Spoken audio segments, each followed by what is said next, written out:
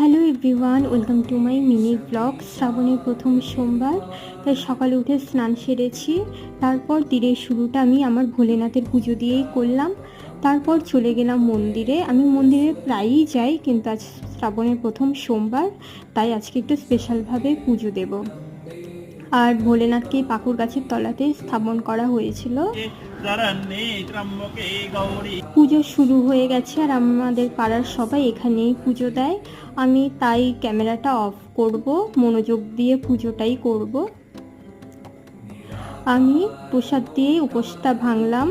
আর এই যে দেখো, আমার ভোলেনাথকে আজকে বাগানের ফুল বেলপাতা দিয়ে ভোলেনাথের পুজো দিয়েছি, ভালো করে সাজিয়েছি। আর আমি যে মন্দিরে গেছিলাম, ওই যে ওখানে আমার জানালার থেকেই আমার ভোলেনাথকে আমি দেখতে পারি। আর এখানেই আমার মা আমার দাদার ছেলেকে একটু প্রসাদ খাইয়ে দিচ্ছিল। আর এইভাবেই আমি সোমবারটা কাটালাম।